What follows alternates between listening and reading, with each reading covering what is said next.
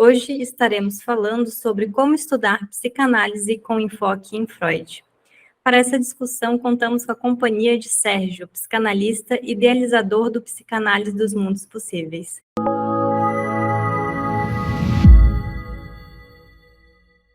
Sérgio, seja muito bem-vindo, muito obrigada por aceitar esse convite. Eu queria ver se, assim, para nós iniciarmos, tu poderias falar um pouquinho sobre quem é o Sérgio. Muito obrigado, Monique, pelo convite. Agradeço de coração pela disponibilidade, né, pelo convite, Bom, Sérgio, ele é um psicanalista, tá? Professor em cursos de pós-graduação aqui de Fortaleza, tá? Idealizador de um perfil de psicanálise, né, intitulado Psicanálise dos Mundos Possíveis, que tem o intuito de ajudar os estudantes, seja de psicanálise ou de psicologia, né, a ter uma aproximação de uma maneira mais lúdica, né, com várias vertentes, com vários conceitos da psicanálise, né.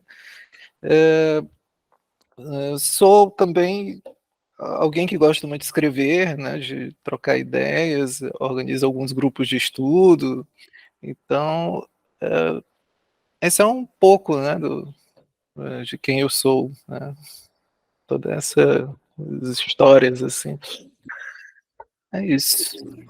Bacana. Sérgio, não sei se tu tens interesse de falar um pouquinho, assim, sobre como que surge a ideia do teu perfil, né, que é @psicanálise dos mundos possíveis, em que momento que ele surge, como que se deu isso?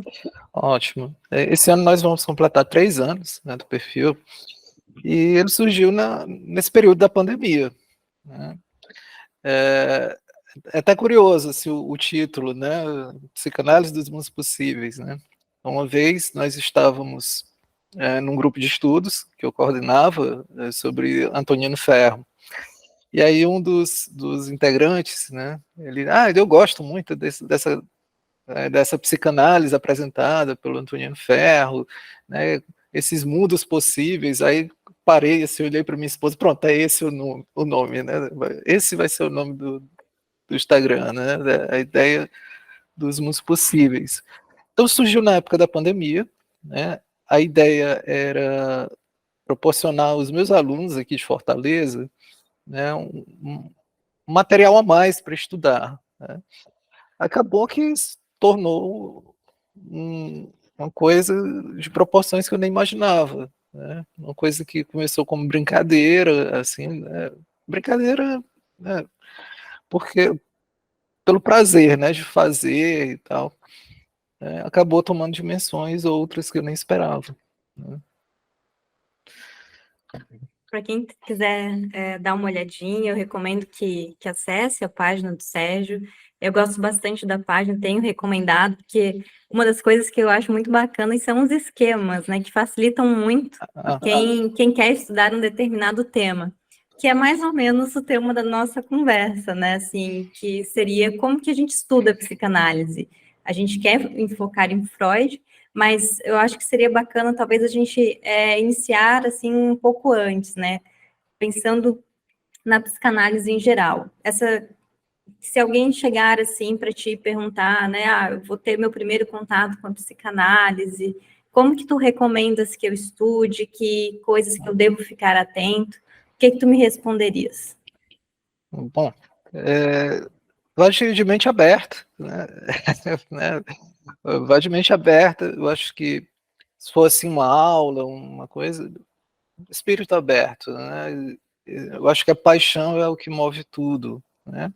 Mas se for, assim, para ler uma obra, né, uma coisa, acho que ler Freud sempre é muito gostoso, né. Então, começar por Freud, né, eu acho que ele tem textos, assim, que foram escritos para o público em geral, né. As conferências introdutórias, Psicopatologia da Vida Cotidiana, é divertidíssimo, né, muito gostoso de ler. Então, ele era um ótimo conferencista, né, então ele se esforça, né, para fazer esse eco no seu interlocutor, né, ele tem essa facilidade aí com analogias, né? Então, começa pelo Freud. Eu acho que, né, esses textos assim como 5 lições de psicanálise, né, as conferências introdutórias, história do movimento psicanalítico, são textos bons assim de introduzir, de degustar, né, Freud. Eu acho bem interessante, assim, quando tu falas isso, porque, pelo menos quando eu estudo Freud, eu acho eu acho uma linguagem assim mais acessível quando comparado a alguns outros psicanalistas, né? Apesar de ter alguns termos que dão uma dificultada. Então, assim, para a gente falar um pouquinho sobre isso, dessas dificuldades que podem surgir com esse estudo, por que tu achas assim que acaba sendo difícil estudar psicanálise, né? Porque não é um estudo tão simples de fazer. Bom, estudar psicanálise é uma coisa que não existe paralelo, né? É muito peculiar. O nosso objeto de estudo é peculiar. O nosso objeto de estudo é o inconsciente, é uma coisa que a gente não consegue medir, não consegue tocar, né? A gente não tem acesso direto ao inconsciente, apenas aos seus efeitos, né? Os sonhos, os atos falhos, né? Associações livres, sintomas, né? Bom, isso já causa uma dificuldade enorme. Outra coisa é porque quando a gente estuda psicanálise, a gente não tem um distanciamento do nosso objeto de estudo, ele nos implica, né, e aí surgem nossas resistências, né, fala de coisas que nos incomodam, de coisas que têm a ver com, com nossas crenças, com nossas certezas. Então, essa também é uma outra grande dificuldade, né? Você pensar, por exemplo, já ouvi pessoas assim, não vou estudar os textos religiosos do Freud, né? Porque não tem a ver com a minha crença, né? Aquelas pessoas assim que são mais puritanas, não vou estudar, Freud só fala sobre sexo, né? Não é verdade, né? Então, aumenta nossas resistências, né? São textos que nos implicam. Outra dificuldade que eu vejo, né, tem muito a ver também com a maneira como nós, psicanalistas, vamos transmitir esse saber. A grande maioria dos psicanalistas, né, eles não estão muito preocupados com o interlocutor, né, querem produzir, né, querem mostrar que sabem, né, falam difícil, né, então é necessário a gente se preocupar com quem está começando, né? Como é, a gente vai para esses congressos assim, de psicanálise, é muito engraçado, né? A gente olha assim por cima, só tem aquelas cabecinhas brancas, né? Então, cadê as mentes jovens pensando, né, e tal? E aí a maneira como os psicanalistas transmitem, né, o conhecimento afasta muitas vezes, né, cheio de expressões muito peculiares, né, jargões técnicos demais, né. Eu acredito que a psicanálise ela tem que ser apresentada como se fosse assim quando a gente vai para um restaurante, né, aí tem aquele prato de entrada, né, que abre o nosso apetite, né, e vai apresentando aquilo ali para depois chegar no prato principal, né. Então, os objetos eles têm que ser apresentados de maneira paulatina, né, aos poucos, para que a gente possa ir gradativamente subindo aí, a nossa perspectiva. Então, a nossa linguagem tem que ser adequada, né, ao nível, né, dos nossos interlocutores. Sem Nada isso, de não tem falar, transmissão. nada de falar lacanês, então? O lacanês ele é importante, né? Ele é importante, né? Mas para chegar, por exemplo, para chegar a falar inglês, né? Eu tenho que começar com o verbo to be. Né? Então, para chegar no lacanês, eu tenho que começar com coisas mais simples, né? Até chegar a incorporação, a introjeção desses conceitos. Muitas vezes o que acontece é que a gente joga os conceitos e se vira para entender aí, né? Tenho observado muito isso nos meus alunos, nos cursos, né, na troca de experiências com outros profissionais, né, e aí a gente afasta as pessoas da psicanálise, né, quando começamos a falar difícil demais. E uma coisa que eu tenho sempre pensado também, Sérgio, e acho que de certa forma pode fazer um pouco de sentido, é que eu tenho a impressão de que muitas vezes a gente acaba meio que se escondendo atrás de verbetes, de conceitos, e repete eles sem uma preocupação se a gente teve uma compreensão adequada desses conceitos. E aí fica muito difícil explicá-los ou mencionar eles sem utilizar o termo propriamente dito. Então, eu penso que quanto mais a gente estuda, mais a gente se apropria, mais a gente também consegue falar de uma forma mais acessível. Ainda que repita o conceito, a gente consegue explicar, não, tal conceito, mas olha só, isso vem a partir disso, né?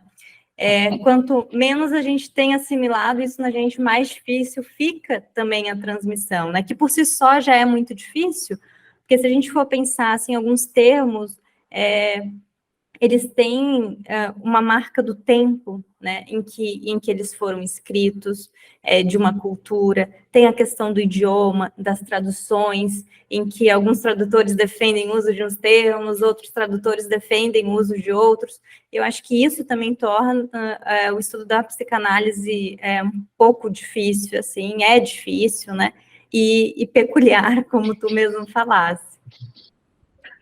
Nossa, se a gente pensar em termos culturais, né, a psicanálise é uma produção europeia, germânica, né, nós somos povos latinos, né, então um pensamento diferente, né, como é que seria a psicanálise se Freud fosse brasileiro, né, certamente seriam outros parâmetros, né, e a gente não está falando de qualquer cultura, a gente está falando de uma cultura que é do início do século XX, né? Uma cultura que é totalmente outra, né? Os moldes sociais, né, nos quais foram fundamentados algumas teorias psicanalíticas, né, são diferentes do que a gente tem hoje, né?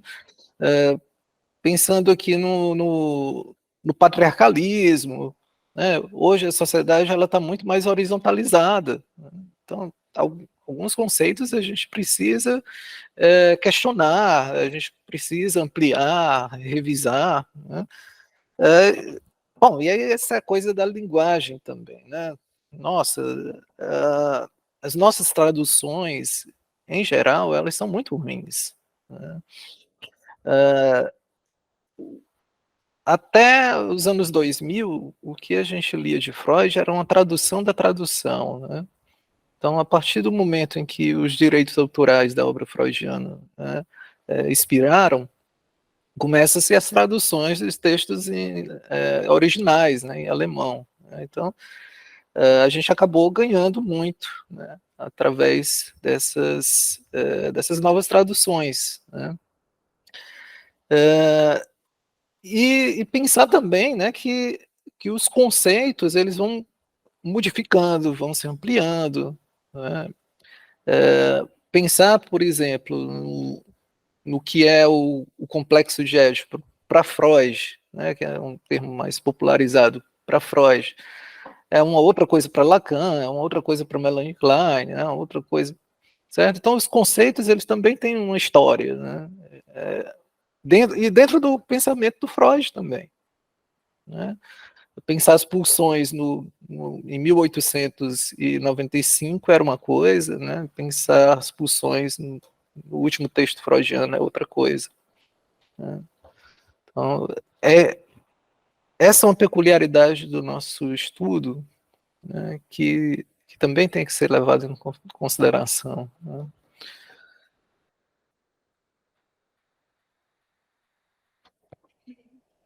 E pensando assim nessas dificuldades que a gente tem, a própria mudança assim da utilização de alguns conceitos, né? Eu costumo brincar que quando a gente fala de narcisismo na obra freudiana, a gente reduz muito o termo, porque a gente vê narcisismos, né? São diferentes usos em diferentes momentos.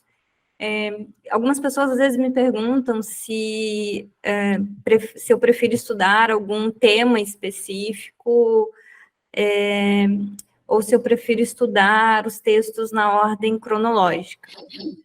Particularmente, eu gosto bastante da ordem cronológica, porque aí a gente vê as nuances da utilização dos termos, porque os termos em psicanálise, geralmente, conceitos, eles são bastante imbricados, né? Então, uma mudança em um que se dá num determinado momento da obra, por exemplo, freudiana, ela acaba trazendo uma mudança para vários outros termos também. Como é que tu vês essa questão, assim, de estudo por temas, por ordem cronológica? Boa. A gente pensar na leitura ideal seria realmente, né, à medida que os textos foram sendo produzidos, né, a ordem cronológica seria o ideal.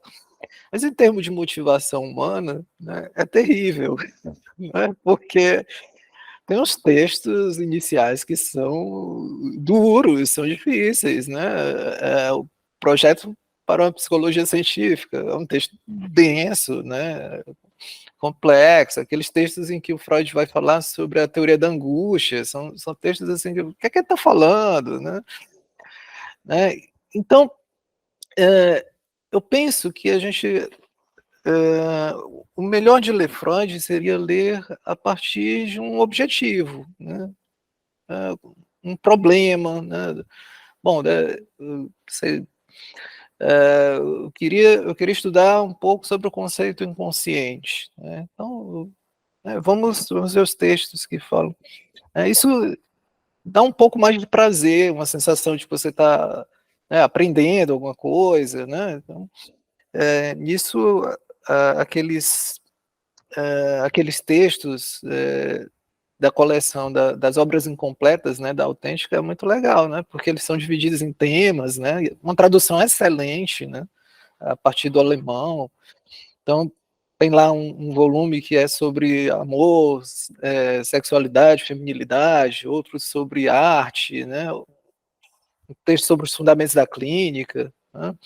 Inclusive, super recomendo todos esses, em especial para quem está iniciando na clínica, esse livro sobre a clínica psicanalítica a partir das obras de Freud, ele é fenomenal. A tradução também é muito boa, né? São textos assim muito interessantes, assim, foram selecionados realmente, né? Então, acho que o mais importante na hora de ler Freud, né, é começar por nossa curiosidade, aquilo que nos... Mas aí você não vai ter a visão do todo. Não, ok, tudo bem. A visão do todo vai com o tempo, né? Ler Freud não é aquele tipo de leitura que a gente vai uma vez naquele texto e nunca mais volta, né? Pelo contrário, né? Eu tenho certeza que você também, Monique, e os nossos ouvintes, né, já tiveram essa experiência. A primeira leitura de um texto do Freud, né, você pensava uma coisa, anos depois você volta para aquele texto e descobre um outro universo que está ali, né, naquela obra, né? Por isso que eu acho que é, essa motivação, né, inicial, né, vai para um tema assim que tu acha interessante, né? A gente parte do semelhante, né, daquilo que a gente já tem uma convivência para poder chegar a um objeto que é desconhecido, né? Acho que essa motivação inicial ela é muito importante, né? Com certeza, até falando isso, eu lembrei, a gente está com um grupo de estudos sobre retorno a Freud, é o título do grupo de estudos. E nesse momento a gente está lendo Psicologia das Massas. Não sei se vai dar aqui, eu estou com o meu Psicologia das Massas, da Companhia das Letras. As traduções que eu mais gosto são da Companhia das Letras e da Autêntica. A forma como a gente vai estudando, né, vai deixando tudo grifado, cheio de anotações, assim, e os meus rabiscos, eles estão em diferentes cores. Por quê? Porque cada vez que eu leio, eu rabisco numa cor.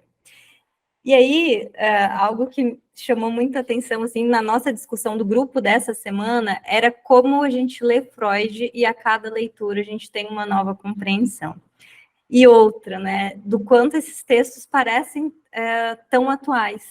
Especialmente esses textos mais sociais, em Freud, a gente vê uma atualidade que, inclusive, entristece, porque a gente ainda está lidando com as mesmas questões com muita dificuldade em termos de sociedades, né? Então, quando as pessoas falam, né, que Freud não é atual, que história é essa de Édipo e dessa tendência à hostilidade, né? Que coisa é essa de psicologia das massas? Eu não consigo ver esses textos sem pensar no quão atuais eles continuam sendo também.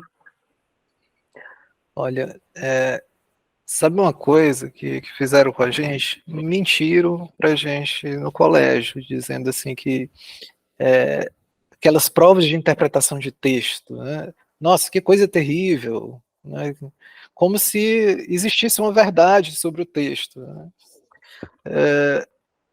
E os teóricos hoje que estudam linguagem, que estudam textualidade, né, eles falam que os textos, na verdade, são obras abertas, né? Então, existe a intenção do autor, obviamente, né, mas a maneira como nós nos apropriamos desse texto, né, conta tanto quanto a intenção do autor, né? Então, a vivência que a Monique teve ao longo da vida dela vai trazer uma luz para o texto, né, seja o texto freudiano, né, que é o que nós estamos abordando, né, que amplia aquilo que o autor queria dizer, né, traz novas luzes à experiência, né, do texto, de leitura. Então, essa coisa de achar que uma única leitura, né, uma única verdade possível no texto, né, isso nos limita, né? Isso faz com que a gente perca a coisa mais importante, né, que é da leitura, que é a criatividade. A gente ler e dialogar com o autor, né? Então, eu fico muito feliz saber que você faz seus rabiscos, suas anotações, né? Pega, se apropria do livro, né? Se apropria do texto, né? Isso é fundamental, né? Depois que o autor escreveu, o texto já não é mais dele, é nosso, né? Tanto que a gente paga por isso, né? A gente compra o texto, é nosso, né? Então, e estudar em grupo faz toda a diferença, porque a Monique acrescenta o ponto de vista dela, eu acrescento o meu, e aí a gente, né? Mas qual é a verdade do texto? Não sei, né? O Freud morreu já, gente, né? Talvez nem ele soubesse, né? Que existe uma outra dimensão, né? Que é a dimensão do inconsciente, né? Ele tinha uma intenção, obviamente, a escrever o texto, né? Mas o inconsciente ele fala, e está ali também no texto, está ali na escrita, né? Então, é importante isso, a gente se apropriar do texto. O que é que esse texto quer dizer para mim? O que é que ele... qual o eco que ele faz, né, dentro de mim? Eu tive acesso ao teu e-book sobre como estudar psicanálise e algo que eu achei super interessante, assim, é o destaque que tu acabas dando lá sobre a necessidade de planejamento e organização dos estudos quando a gente fala do estudo em psicanálise. Queres falar um pouquinho sobre isso para a gente? Nossa, eu não sou o melhor estudante, não fui um bom estudante no colégio, não, mas sempre fui uma pessoa que gostava muito de ler, né? Eu gostava muito de estudar, né? E quando iniciei, assim, curso de formação, né, tal, eu ficava desesperado com a quantidade de coisas e de informações, pensei algumas vezes em desistir, esse negócio não é para mim, eu não estou entendendo nada desse negócio aqui, não é possível, o que é que, né, um desses fatores é a falta de didática, né, dos professores, né, faltou essa apresentação, né, e tal. Quando eu penso assim, em organização, né, é nesse sentido, a gente não pode abraçar o mundo, né, ler todos os livros de psicanálise, conhecer todos os autores de psicanálise, não dá, isso é impossível, isso é uma fantasia de onipotência infantil, né? É, é, então a gente precisa ter uma certa ideia do que a gente quer com a psicanálise, né? Afinal de contas, né, estudar psicanálise também é lidar com a falta, né? E com as suas limitações, e faz parte, a gente precisa lidar com isso e muitas vezes voltar ao divã para trabalhar aquilo que a gente está estudando, que a gente está lendo, as nossas limitações durante esse processo. Exatamente, né? Qual é a fantasia que a gente tem, né, desse conhecimento ilimitado, né? Então, é importante a gente se organizar nesse sentido, né? No sentido em que os winnicottianos falam, né? De que tem que ter um ritmo, né? Um ritmo adequado, né? Tem que ter um time, né? Tem que apresentar os objetos da maneira adequada, né? Não precisa ser aquela coisa neurótica, obsessiva, né? Eu vou ler tantas páginas por dia, não. Não, faz uma coisa que se adeque à sua necessidade, à sua rotina, né?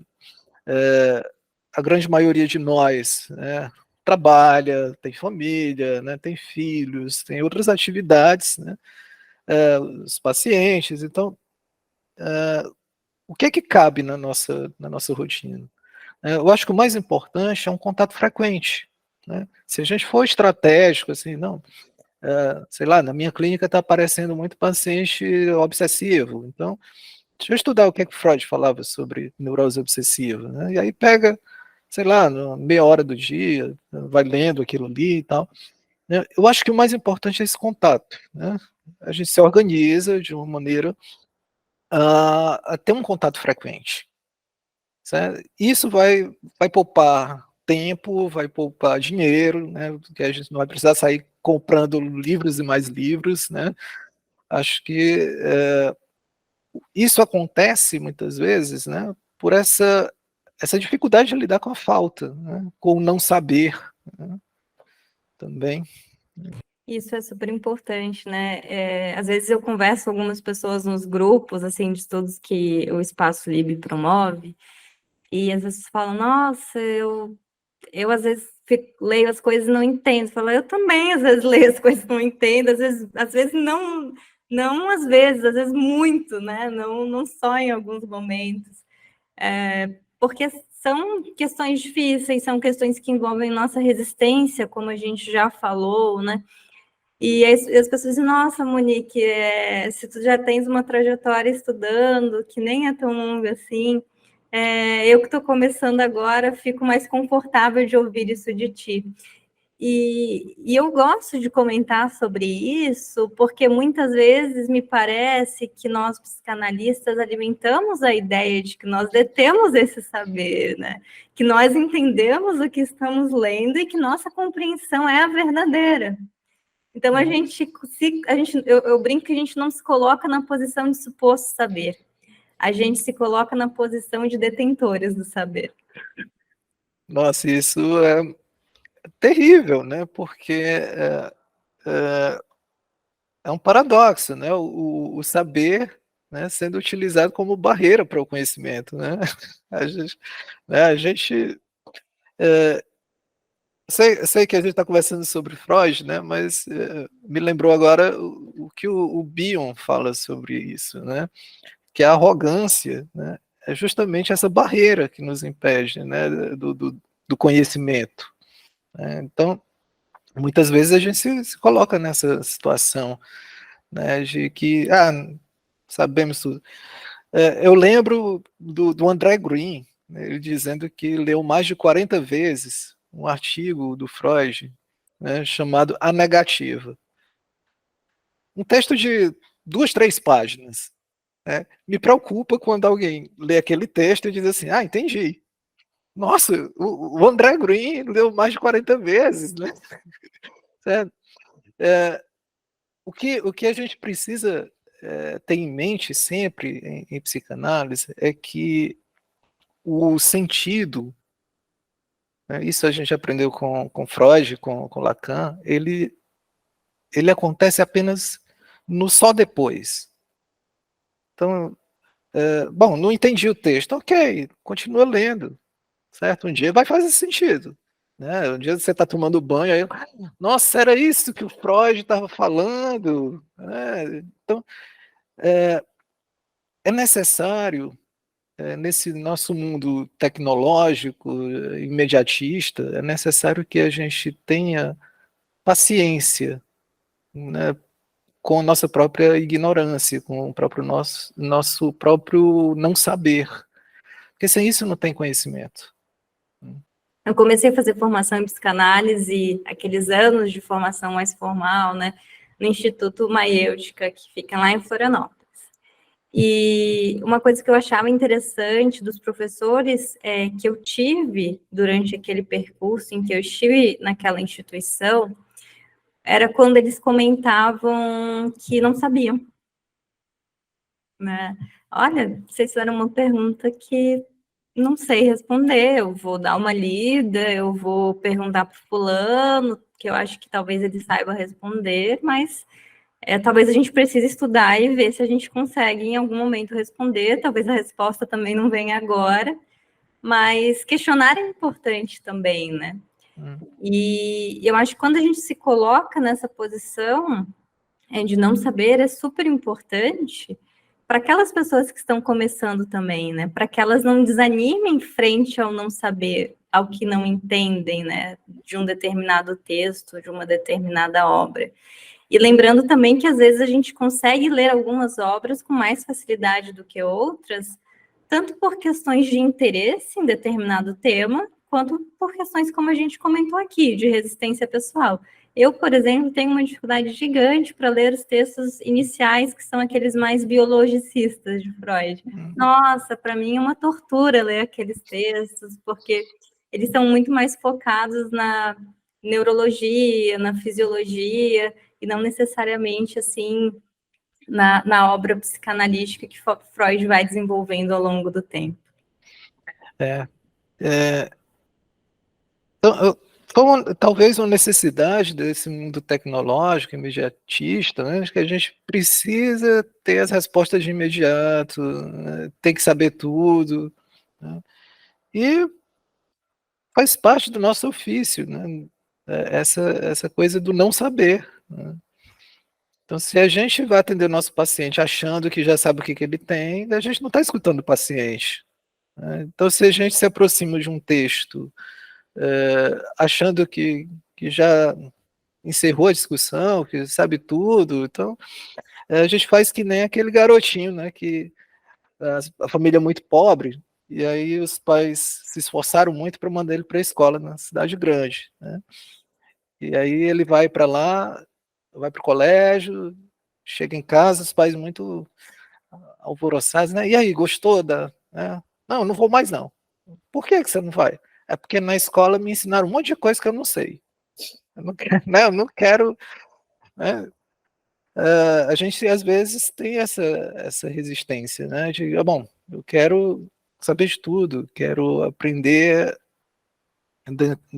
dominar todas as, né, todas as técnicas, todos os conhecimentos e tal.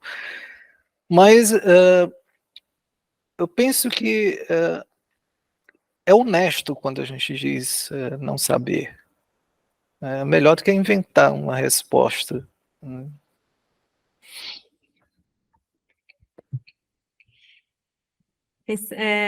Eu acho que além de honesto, a gente facilita o aprendizado. Porque lidar com as limitações e com não saber é angustiante. E às vezes a gente acha que a gente lida com isso sozinho, que outras pessoas não passam por isso, né? Então, eu acho que ele facilita nesse sentido, assim, de dar ânimo, sabe? De auxiliar quem está nesse processo inicial a entender isso, que faz parte, né? E às vezes a gente entender também que a gente não vai conseguir ler tudo que tem sobre psicanálise, né?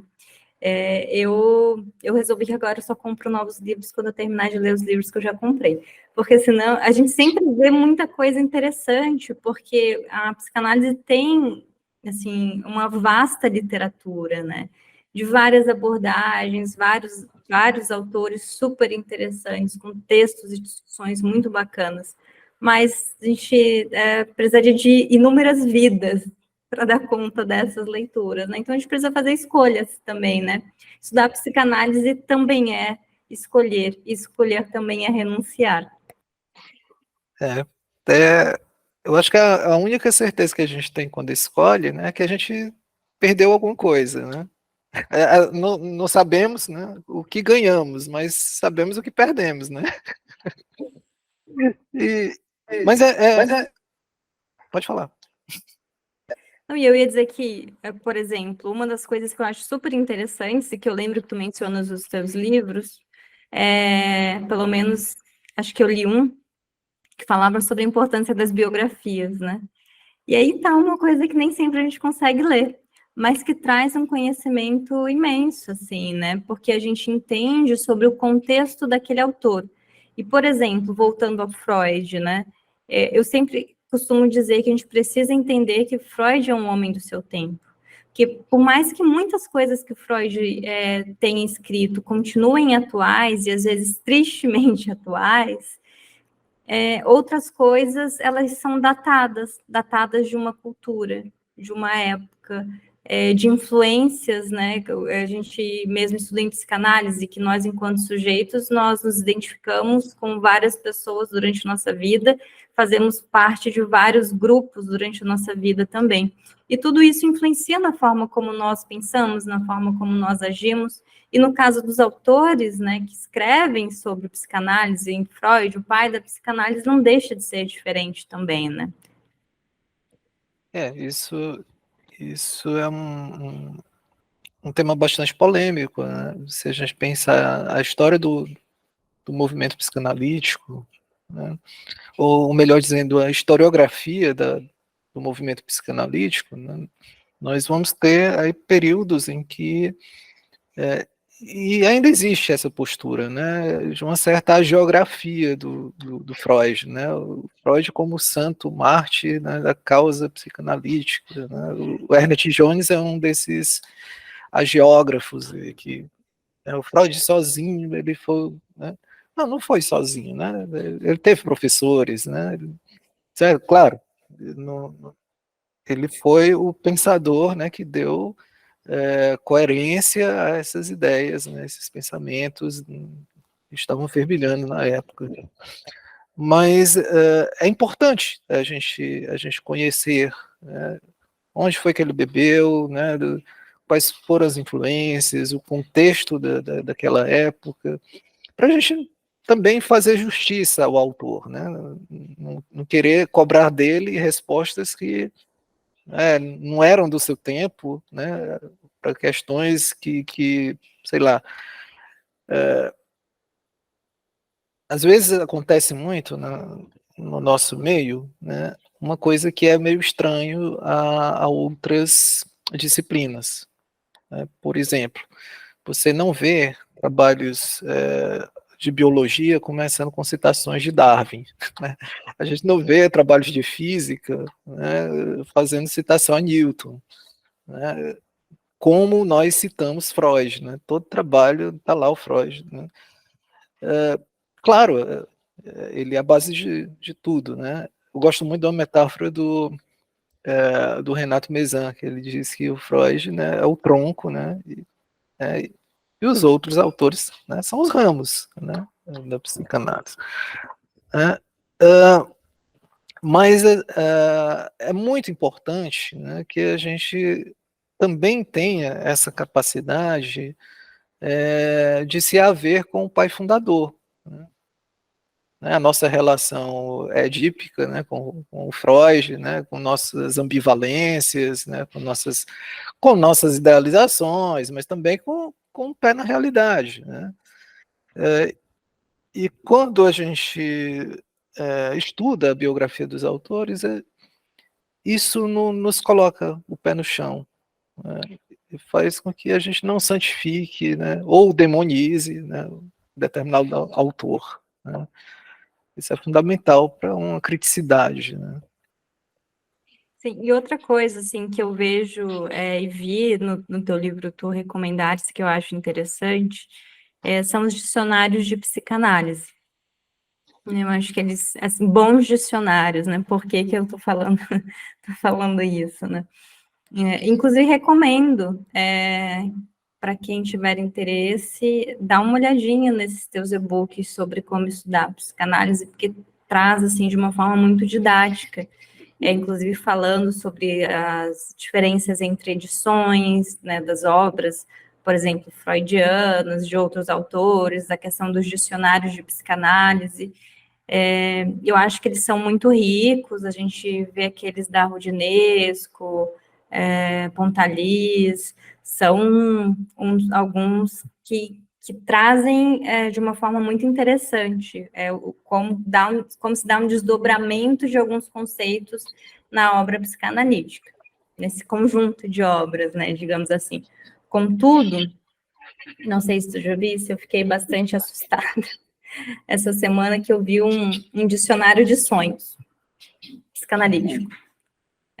Eu me pergunto o que seria psicanálise dentro daquela compreensão.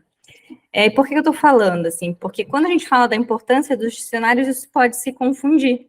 A gente está falando de dicionários específicos, né? Inclusive dando exemplos de alguns bons dicionários que discutem conceitos.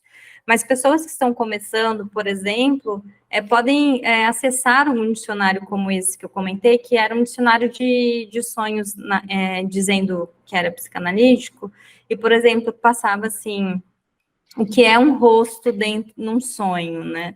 Ver um rosto bravo significa que você teve uma experiência X, né? Ver um rosto de tal forma é isso. E não é nada disso que a gente compreende como sendo uma interpretação de sonhos, especialmente a partir de Freud, né? Então, por isso que eu estou chamando a atenção para esse cuidado. Cuidado, inclusive, a procurar biografias, procurar saber, né, quem foram as pessoas que escreveram, se são pessoas coerentes, né, que têm uma história interessante, né, com a psicanálise e os próprios dicionários também. Pois então existem esses dicionários especializados, né, de psicanálise, que na verdade, se a gente reparar bem, esses dicionários de psicanálise, eles são dicionários que são quase enciclopédicos, né? Então, alguns ouvintes mais recentes não devem lembrar, mas antigamente a gente utilizava enciclopédias, né, Barça, né, aquelas enciclopédias, onde era o nosso Wikipédia, né, analógico. Então, e os dicionários de psicanálise, né, esses mais especializados, mais técnicos, eles fazem essa função, né? Então, tem um, sei lá, definição de recalque. A Rudinesco vai discorrer umas 3 ou 4 páginas sobre o que é o recalque, né?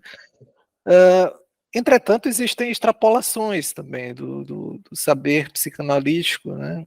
Como em diversas outras áreas, né? Vamos pensar aqui na física quântica, né? E o quanto as, as filosofias New Age, né? Se apropriaram, né? Do saber da física quântica, né? E interpretaram à sua maneira.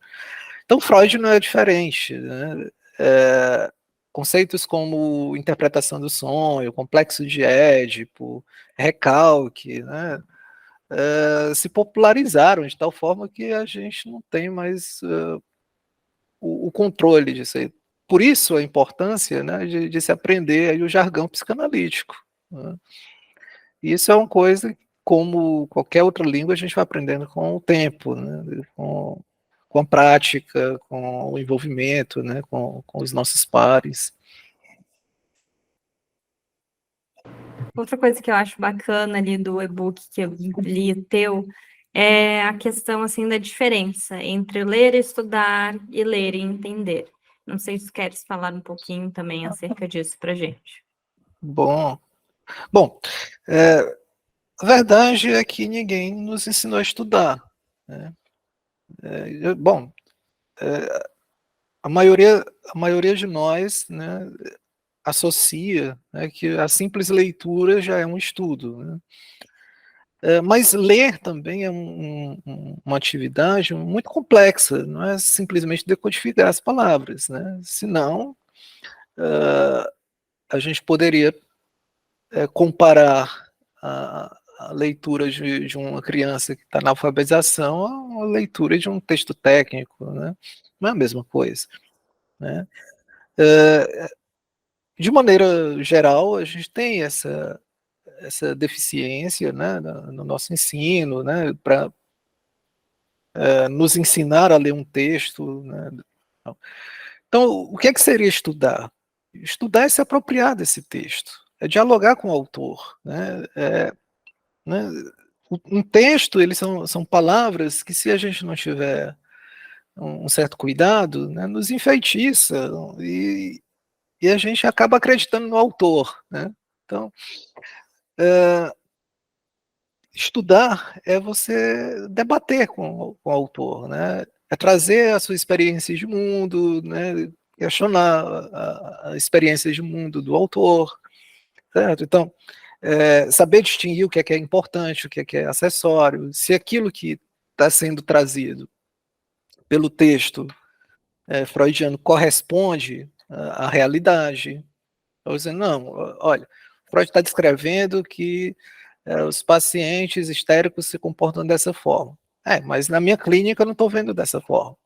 Então, certo? Será se o que o autor ele diz condiz com a realidade, com a minha experiência? Né? Aí se não corresponder, tudo bem, né? Tudo bem, é um ponto de vista. Né? Então, estudar ele requer paciência, requer uma técnica, né? Requer dedicação. Ler, a gente pode ler por diversão, porque simplesmente a gente está querendo uma informação rápida, né?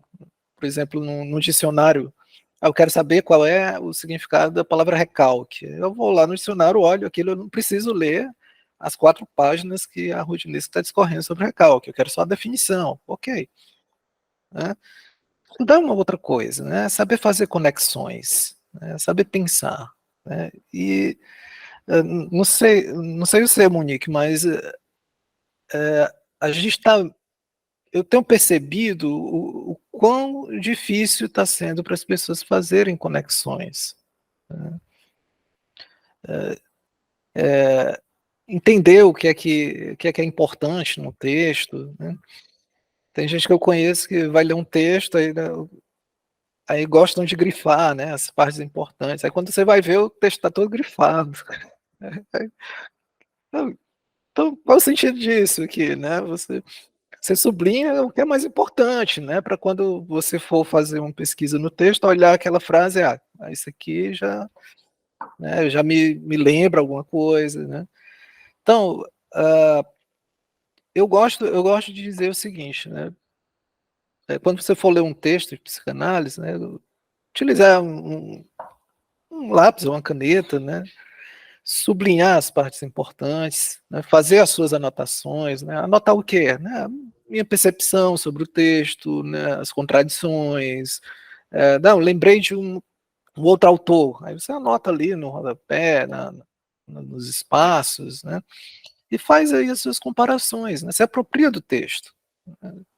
Então, de uma maneira que aquele livro, aquele texto vai ser seu, e não vai ter outro texto em outro lugar do mundo que seja igual, né. Isso é uma leitura mais ativa, isso é estudar. O que é que você acha? Eu gosto bastante, assim, disso que tu falas. Inclusive, a gente estava comentando sobre isso no grupo de estudos, que aí fica uma outra dica de uma oportunidade super bacana, né, de estudar com outras pessoas, em grupo de estudo. A gente vê aí também com a questão da pandemia, o quanto as pessoas tentaram dar conta de estudar sem necessitar, né, porque não podia, de uma aproximação assim presencial com outras pessoas, e que isso acabou favorecendo esses encontros que a gente acaba tendo assim via internet. O nosso grupo de estudo mesmo, eu acredito que o teu também seja assim, né? Tem pessoas de todas as regiões do país, pessoas que a gente não conheceria se fosse de outra forma. Inclusive, eu te conheci porque uma pessoa que faz parte do Isso. meu grupo de pesquisa, a Bianca, do meu grupo de estudo, participa de um grupo de estudo contigo também. Fala, Monique, tem fulano de tal, dá uma olhada na página dele, super bacana. E o quanto isso possibilita uma aproximação e um estudo com discussão, né? Porque daí a gente consegue discutir com outras pessoas a visão delas, né? Porque cada um, como a gente já falou, traz um pouco de si, um pouco da sua história também naquela compreensão. E é algo que eu sempre tento fazer no nosso grupo de estudo, porque daí, às vezes a gente está estudando um tema, e aí um traz um exemplo, traz uma coisa, uma reflexão, a gente foge um pouco do texto, aí eu tento lá, a gente vai, viaja e tal, mas daí uma hora, tá, só vamos fazer um resumão do que a gente viu até aqui, né? O autor tal está trazendo 3 pontos que são interessantes, por exemplo, no último grupo de estudos que a gente estava estudando Psicologia das Massas, aí estava lá falando sobre o Le Bon e a ideia de vida anímica de uma massa, né? E aí ele falava de 3 fatores que contribuem para a formação de uma massa. Aí a gente tinha dado uma dispersada, voltei, tá, mas você prestaram atenção? São 3 fatores que Le Bon fala de uma formação de uma massa. O fator tal que está relacionado ao que o fulano falou, o fator tal ao que o outro falou, a relação entre esses fatores, né? A diferença entre eles, a similaridade, o que é similar entre eles, por quê? Porque se a gente passa batido por uma leitura, a gente acaba não tendo uma assimilação nesse sentido de estudo. Então, eu gosto bastante de fazer isso, inclusive, assim, quando Freud, às vezes, é que nem sempre a gente consegue, né? Mas Freud resgata Le Bon para falar de, não é vida anímica, sobre a alma coletiva. Segundo Le Bon, ele vai lá e faz esse resgate, e aí, peraí, mas quem que é? Né? Quem foi Gustave Le Bon? Qual era a formação? Quando ele nasceu? Qual foi o contexto? A gente percebe que Le Bon tem uma obra também chamada Psicologia das Massas, mas é Psicologia das Massas. Freud, no próprio título da obra dele, já traz algo dizendo, olha, eu vou avançar um pouco, porque eu vou falar sobre Psicologia das Massas e análise do eu. Então, assim, essas questões são questões que, se a gente lê rápido, a gente deixa passar batido. E eu acho que isso faz parte do entender e do estudar, que é muito diferente do ler.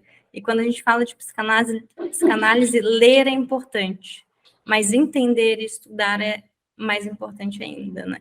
Então, é por isso que o nosso tema de hoje é como estudar psicanálise, não necessariamente como ler psicanálise. Muito bom, é muito bom, é isso mesmo, né. E outra dimensão, e isso que você falou, né, outra dimensão do estudar é justamente fazer essas correlações, né. Bom, você citou o Gustave Le Bon, Freud, né, então que outro autor falava sobre isso, né? Então, qual é a diferença da concepção de espíritos de grupo, né, do Le Bon, do Freud, do Bion, por exemplo, né? Por que é diferente? Porque, né, de onde é que partiram? Né, o que é semelhante? Então, fazer essas correlações, né, indica um nível de sofisticação de pensamento diferente, né, daquele nível de leitura básico, né, do nível de letramento, né? Acho que a pessoa até entende quais são as palavras que estão ali no texto, mas não entende dessas correlações, né? Acho que superar esse nível básico de leitura é o maior desafio de todo estudante de psicanálise. É o maior desafio e é algo extremamente necessário, né? Especialmente quando a gente fala de uma formação como a nossa, que é uma formação que deve ser contínua, né? Eu tenho um episódio sobre a formação do analista que fiz com a Fernanda Nóbrega e com a Gleiciane Oliveira. E a gente comenta lá, né, que quando a gente fala de formação, a gente está falando de formação do inconsciente, né? Não é algo fechado, não é algo assim formatado nem datado. Então é uma coisa que a gente precisa continuar sempre estudando, sempre se dedicando a novas leituras e novas leituras que envolvam de fato um entendimento, né? Uma comparação entre autores, uma discussão. E pensando nisso que a gente discutiu até agora, assim, se tu fosse fazer um resumo sobre como estudar psicanálise, o que tu gostaria de falar para quem está iniciando, principalmente? Ótimo. Então, a primeira coisa que eu pensaria, assim, conheça o autor. Então, vá atrás aí de uma biografia do Freud, né? A do Peter Gay, a da Rudinesco, né? São ótimas biografias do Freud, né? A partir daí, né, você poderia se aproximar de uma leitura em grupo do Freud, né?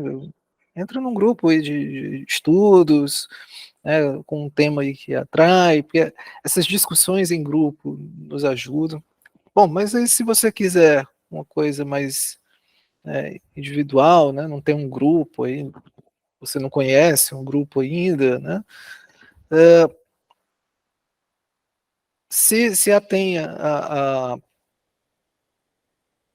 tenha bons dicionários ao seu alcance, né, leia bons autores e, sobretudo, quando for ler Freud, né, comece aos poucos,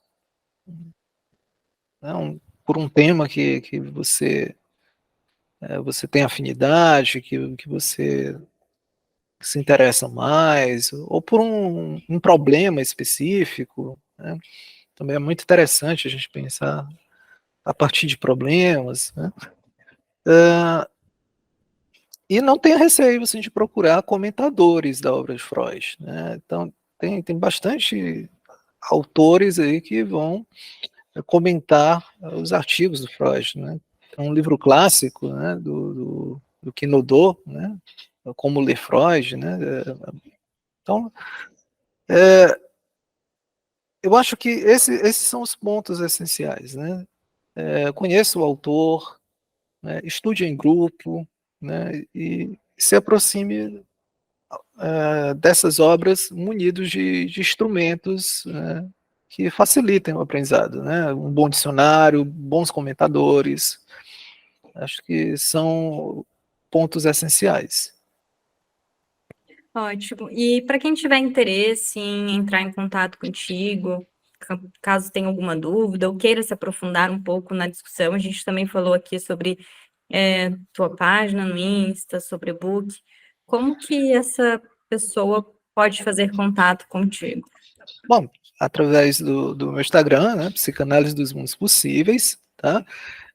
Sou eu que faço todas as artes, né, todos os textos lá, então sou bastante acessível, pode mandar um direct, pode comentar, tirar dúvidas, certo? Eu me coloco à disposição, né? Acho que esse também tem sido um momento que me faz pensar o fazer psicanalítico, né? E tanto em termos de transmissão, mas também em termos de clínica mesmo, né? Algumas perguntas, né, que as pessoas, olha, um tema assim, interessante, olha, por que você não fala sobre assunto tal? Ah, é mesmo? Nunca nem tinha pensado nisso, né? Coisa interessante, né? Então, tem sido um bom laboratório para mim, né.